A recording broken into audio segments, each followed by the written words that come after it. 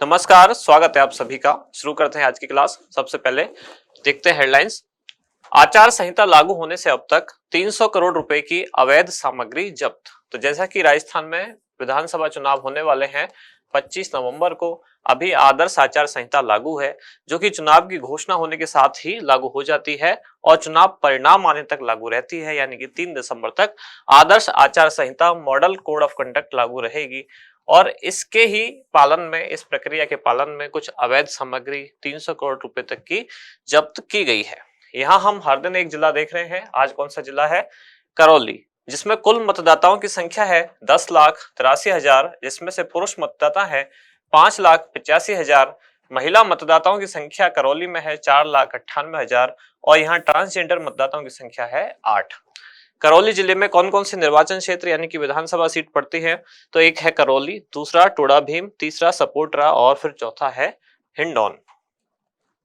इसके बाद आगे देखते हैं। समर्थन मूल्य पर खरीद मूंग, उड़द, सोयाबीन एवं मूंगफली के लिए ऑनलाइन पंजीयन प्रारंभ हो चुका है।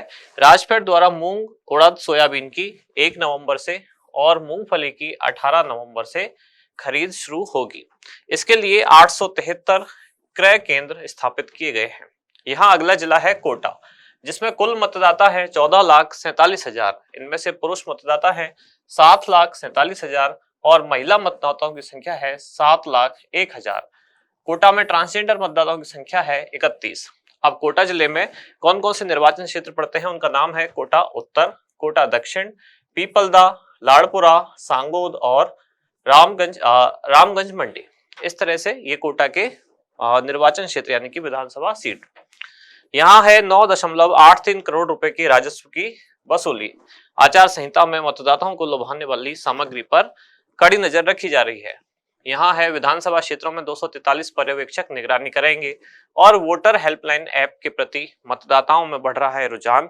अभी तक 8.9 लाख मतदाता ने सूची में अपना नाम खोजा है और 1.27 लाख ने 4 दिन में VHA ऐप डाउनलोड किया है, यानी कि voter helpline app. Voter helpline app को हम एक बार पहले पढ़ चुके हैं, आज इसको दोबारा भी हम देखने वाले हैं। कलेक्टर एसपी ने पैरामिलिट्री फोर्सेस के साथ फ्लैग मार्च निकाला। अपने अपने जिलों में पुलिस और प्रशासन जो है वह व्यवस्था सुचारू करने में लगा हुआ है। प्रदेश के सरकारी स्कूलों में गुड टच बैड टच पर जागरूकता का दूसरा चरण शनिवार यानी कि आज, जिस कार्यक्रम का नाम है सुरक्षित स्कूल सुरक्षित राजस्थान अभियान। ये हमारा इंडेक्स है। क्या क्या चीज हम पढ़ने वाले हैं? 3 जानकारियां हैं। सबसे पहले सुरक्षित स्कूल सुरक्षित राजस्थान अभियान, इसका दूसरा चरण प्रारंभ हो रहा है। ये कार्यक्रम कुल 3 चरणों में होना प्रस्तावित है। पहला चरण इसका कब हुआ था? 26 अगस्त को। दूसरा चरण अब 28 अक्टूबर को और तीसरा चरण इसका जो प्रस्तावित है वो है जनवरी 2024 में, जिसकी अभी जो फाइनल डेट है वो निर्धारित नहीं है। वोटर हेल्पलाइन ऐप, इसको भी देखेंगे। और पारदर्शी चुनाव प्रक्रिया के लिए निर्वाचन आयोग द्वारा आईटी का प्रयोग किया जा रहा है। कौन कौन से नए प्लेटफॉर्म, पोर्टल या मोबाइल एप्लीकेशन निर्वाचन आयोग द्वारा लॉन्च की गई हैं, उनको एक बार यहाँ देखने वाले हैं। शुरुआत सबसे पहले सुरक्षित स्कूल सुरक्षित राजस्थान अभियान, जो कि राजस्थान के 65,000 से अधिक राजकीय विद्यालयों में ये कार्यक्रम 28 अक्टूबर को इसका दूसरा चरण आयोजित किया जाएगा।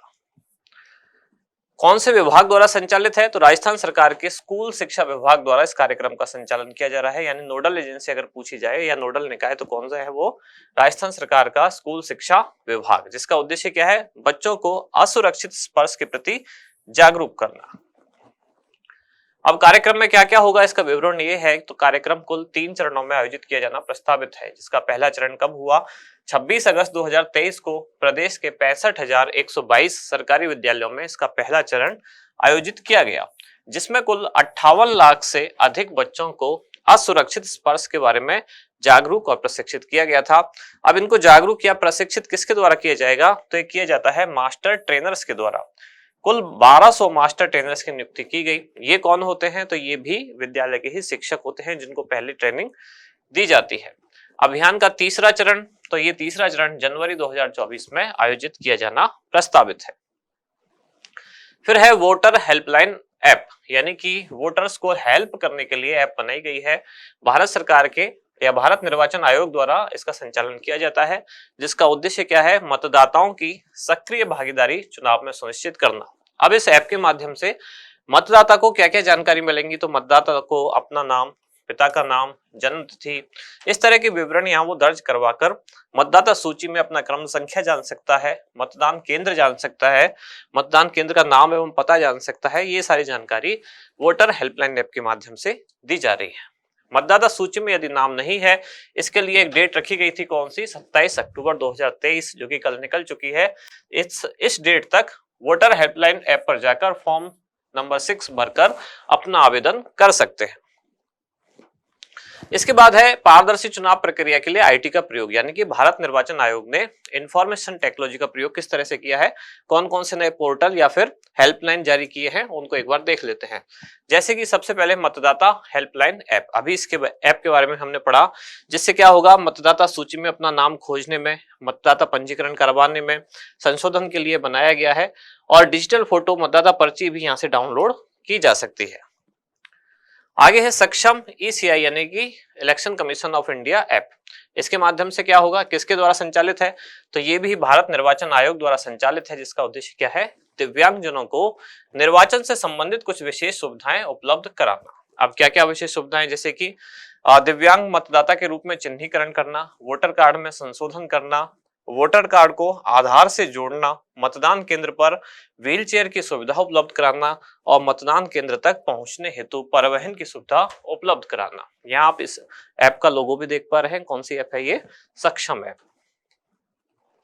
फिर है सी विजिल, यानी कि सिटीजन, और विजिल का मतलब विजिलेंस, यानी कि आम नागरिक निगरानी कैसे रख सकता है चुनावों में। तो इसका उपयोग क्या है कि जो मॉडल कोड ऑफ कंडक्ट, जिसको शॉर्ट में एमसीसी यानी कि आदर्श आचार संहिता कहा जाता है, तो इस पे निगरानी कैसे रख सकता है आम आदमी। कोई भी व्यक्ति जो ये देखता है कि कहीं आदर्श आचार संहिता का उल्लंघन होता है, तो वो वहां की फोटो लेकर या फिर वीडियो बनाकर उसको सी विजिल ऐप पर सेंड कर सकता है, और फिर 100 मिनट के अंदर, यहाँ लिखा हुआ है जैसे कि 100 मिनट के अंदर उस पर कार्रवाई की जाएगी, जो संबंधित निर्वाचन अधिकारी होगा उसके द्वारा। केवाईसी ऐप, यहाँ केवाईसी में सी का मतलब क्या है, कैंडिडेट, यानी इसकी फुल फॉर्म क्या है, नो योर कैंडिडेट ऐप। तो नो योर कैंडिडेट यानी कि इस पर ये जानकारी मिलेगी जो उम्मीदवार से संबंधित होगी, यानी कि प्रत्याशी जो खड़ा हुआ है चुनाव में, उससे संबंधित जानकारी उपलब्ध होगी, जैसे कि उसकी कोई आपराधिक अगर पृष्ठभूमि है तो, या अपने उम्मीदवार को जाने। केवाईसी ऐप तैयार किया गया है, जिसका उद्देश्य क्या है कि उम्मीदवार से संबंधित जानकारियां इकट्ठा करना, जैसे कि उसका एजुकेशनल बैकग्राउंड हो गया, या कोई क्रिमिनल बैकग्राउंड है उसका, तो या उसका जो फाइनेंशियल ट्रैक है वो क्या है, उसकी इनकम क्या है, ये सारी जानकारियां यहाँ उपलब्ध होंगी। आज का अभ्यास प्रश्न क्या है, सुरक्षित स्कूल सुरक्षित राजस्थान अभियान का संचालन निम्नलिखित में से किस विभाग द्वारा किया जा रहा है। ऑप्शन है आपके स्कूल शिक्षा विभाग, महिला एवं बाल विकास विभाग, सामाजिक न्याय एवं अधिकारिता विभाग, या फिर स्वास्थ्य एवं परिवार कल्याण विभाग। क्या होगा इसका सही उत्तर, वो आप बताएं कमेंट्स में। अब मिलते हैं कल अगली न्यूज के साथ अगली क्लास में। धन्यवाद।